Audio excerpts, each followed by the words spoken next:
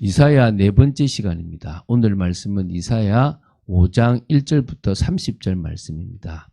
1절부터 2절 말씀을 합독하고 이사야 5장 전체 말씀을 오늘 보도록 하겠습니다. 그러면 이사야 5장 1절 2절 말씀을 한 목소리로 합독하도록 하겠습니다. 나는 내가 사랑하는 자를 위하여 노래하되 내가 사랑하는 자의 포도원을 노래하리라. 내가 사랑하는 자에게 포도원이 있으며 심히 기름진 사내로다. 땅을 파서 돌을 제하고 극상품 포도나무를 심었도다. 그 중에 망대를 세웠고 또 그 안에서 술틀을 팠도다. 좋은 포도 맺기를 바랐더니 들 포도를 맺었도다. 주여. 오늘은 이사야 5장 전체를 보는 시간입니다. 똑같이 그런 하나님의 안타까움, 이 이스라엘을, 그러니까 특히 유다죠. 남유다를 향하여 답답해하시고 문제가 무엇이다를 지적하시는 부분입니다. 만약에 하나님이 우리를 지적하신다면 우리 역시 참 많겠죠. 그래서 우리가 그리스도로 주님, 저는 그리스도 아니면 안 됩니다라고 고백하면서 늘 이 삶에 있는 게 아니라 성령의 능력으로 변화되는 삶이 되어지기 원합니다라고 고백해 들 줄로 믿습니다. 그래서 이 이사야 5장은 세 단락으로 구분할 수 있습니다. 하나님의 기대를 저버린 유다에 대한 심판 경고가 주 내용이라고 보시면 됩니다. 이사야 5장을 좀 구체적으로 보면서 하나님의 음성을 듣고 우리가 또 준비하는 시간 되었으면 좋겠습니다. 자, 첫째 단락은 5장 1절부터 7절입니다. 소위 포도원의 노래라고 불리는 그런 이렇게 참 의미 있는 그런 내용입니다. 여기서는 하나님의 지극한 사랑과 은혜에도 불구하고 하나님의 기대를 저버린 이 유다에 대한 하나님의 심판의 의지를 느낄 수 있는 부분입니다. 하나님께서 그들에게서 좋은 열매를 얻기를 기대하며 그들을 위해서 부족함이 없는 은혜를 베푸셨지만 유다는 하나님의 기대와는 달리 좋은 열매 대신에 도리어 악한 들포도만을 맺어 하나님을 실망시켰다. 이게 이 포도원의 노래라고 하는 것의 핵심입니다. 그렇기에 유다에 대한 하나님의 심판은 이제 불가피해졌다. 이런 의미입니다. 여기서 조금 더 나간 다음 버전이 마가복음 12장 1절부터 12절입니다. 포도원의 농부 비유인데 악한 포도원 농부죠. 뭔 얘기입니까? 그 포도원을 이렇게 농부들에게 줬는데 거기서 바로 이제 왜냐면 주인이 자꾸 이렇게 자기 종들을 보냈는데 자꾸 핍박하고 죽인 겁니다. 이제 누구도 보내죠. 아들도 보냈는데 이 아들을 죽이면 이거 우리 거 되겠다 싶어서 아들까지 죽이게 된다는, 그래서 예수님을 못 받게 된다는 이야기까지 나간 거죠. 그 다음 버전이죠. 그러니까 그때도 회개하지 않았고 오히려 보냈던 선지자를 계속 핍박하고 죽였는데 예수님까지 죽이게 되는 그런 전혀 강팍한 마음으로 회개하지 않는 거죠. 그래서 이것은 포도원 자체가 구약 선민 유다 자손을 상징하지만 우리 오늘날 교회의 모습일 수도 있습니다.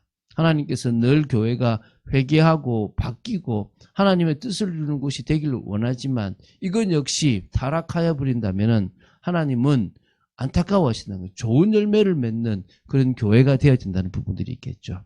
두 번째요. 이제 두 번째 단락은 이사야 5장 8절부터 25절입니다. 유다가 좋은 포도 대신에 악한 들포도를 맺지 않습니까? 그럼 그 악한 들포도 열매가 뭐냐? 이것이 유다의 이 6대 악행입니다. 그 악행을 제시하면서 심판을 선언해요. 결국 망할 수밖에 없다는 거죠. 유다의 악행 중에서 지도청 인사들이 행했던 그 악행이 두 가지가 있는데 그게 8절부터 17절이에요. 그리고 사회 전반에 보편적으로 악행이 있는 게 네 가지예요. 그게 바로 18절부터 25절입니다. 합쳐서 6개의 악행이 하나님으로부터 심판받을 수밖에 없는 그들의 악행, 그들이 맺었던 들포도 열매가 어떤 건지를 지금 지적하고 있는 겁니다. 자, 한번 보면서 얘기를 할게요.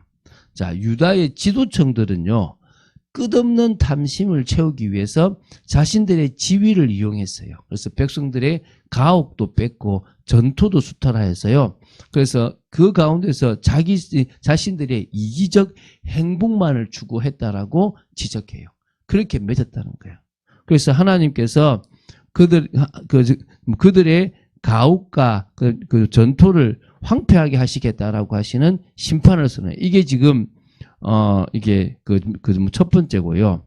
그 다음에 두 번째, 다음으로 지도층들은 아침 일찍부터 밤이 깊도록요, 연회를 베풀어 독주와 포도주에 취하여 있고요, 방탕하고 향락에 빠져서 자기 본래 직무에는 전혀 관심이 없는 모습을 가졌습니다. 이런 유다 지도층의 패역한 모습을 지적하고 심판하시겠다라고 하신 겁니다. 그래서 심판의 결과 하나님께서 높임을 받으시고 지도층의 재물을 신실한 남은 자들에 취하게 될 것이라고 선언하는 겁니다. 그래서 이 유다 지도층에 대한 하나님의 심판은요, 두 가지로 언급됐습니다. 첫 번째는 포로로 잡혀가게 하신다는 것, 또 두 번째는 굶주리고 목마르게 한다는 것입니다. 이게 한마디로 하나죠. 뭡니까? 포로로 끌려가 기아에 허덕이게 된다. 이게 지금 여섯 개 악행 중에서 두 가지 악행, 지도층 악행에 대한 하나님의 심판에 대한 내용까지 적혀 있는 겁니다. 이제 뭡니까? 여섯 개 악행 중에서 네 가지, 바로 유다 사회 전반에 보편적으로 있는 네 가지 악행에 대한 내용입니다. 그것을 정확하게 지적하고 심판을 선포하고 있는 거죠. 네 가지 악행이란 첫 번째가 거짓으로 끈을 거짓으로 끈을 삼아서 죄악을 계속 끌면서 하나님을 반항하고 하나님의 심판을 모독했다. 이게 첫 번째예요. 두 번째는요, 진리와 공의의 가치 체계를 완전히 바꿔버리고 그런 걸 전도시켜 버렸다는 거예요. 세 번째는 스스로 지혜롭게 여기며 교만히 행한 것. 이게 이제 세 번째예요. 네 번째는요, 방탕한 생활을 하며 뇌물을 받고 악인을 의롭다라고 했던 이 네 가지. 그때 그 당시의 모습이라는 거예요. 하나님이요, 그냥 이스라엘을 멸망하신 게 아니에요. 남유다도 그냥 멸망하신 게 아니라 그 죄악 하나하나를 지금 멸망 전에 지금 약 150년, 170년 전에 이미 이 이사야를 통해서 너희들이 이것 때문에 멸망하니까 돌아서라라고 계속 이야기하셨다는 거예요. 근데 안 들었다는 거예요. 참 안타깝죠.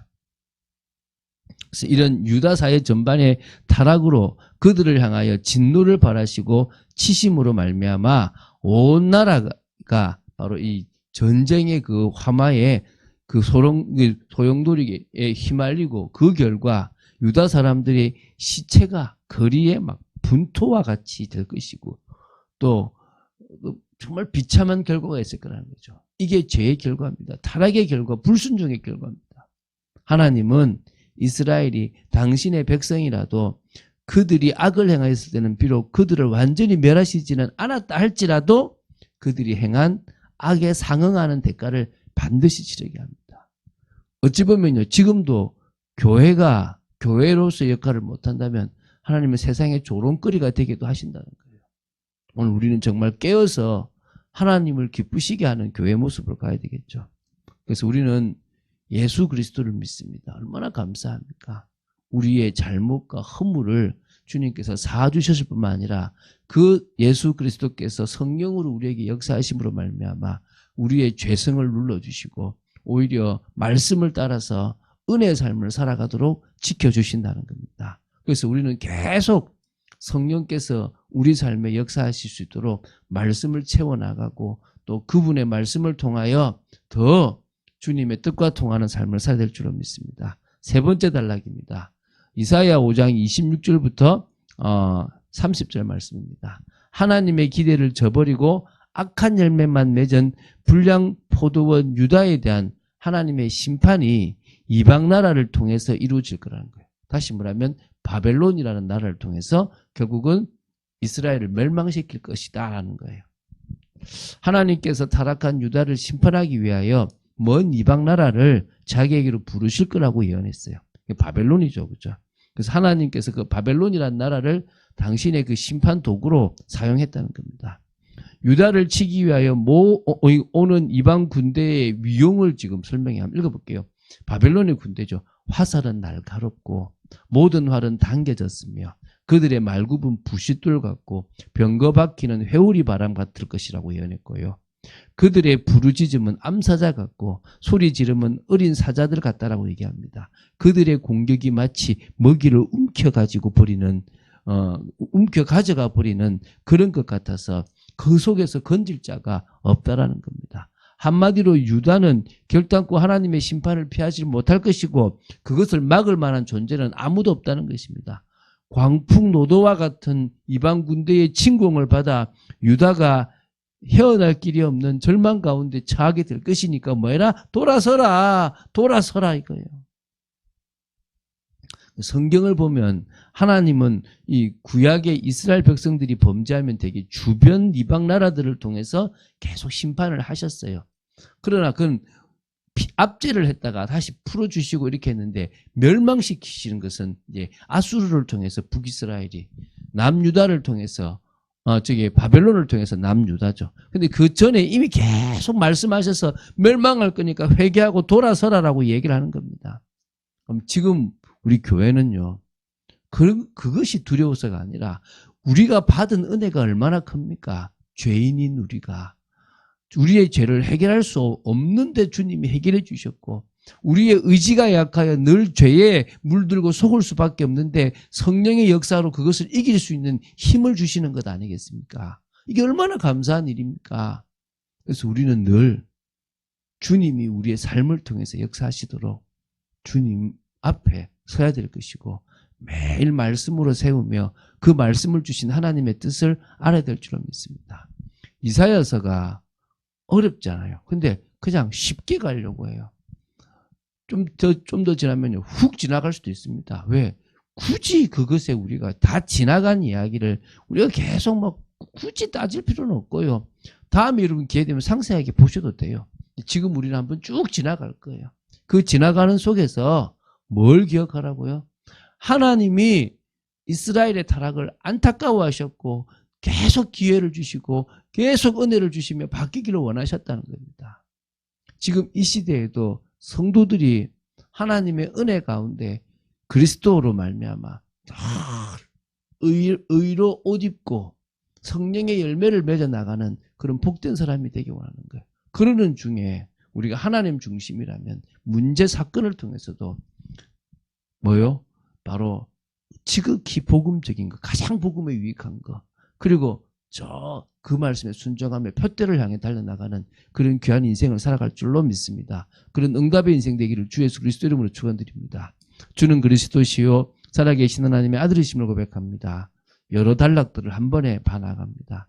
이 말씀들을 봐나가며 저희들이 더더욱 깨어있기 원하며 성령의 능력 속으로 들어가는 축복된 저희들 되어지기를 원합니다. 역사하여 주시고 인도하여 주시고 은혜 내려주시기를 간절히 소원합니다. 주 예수 그리스도 이름으로 기도드립니다. 아멘.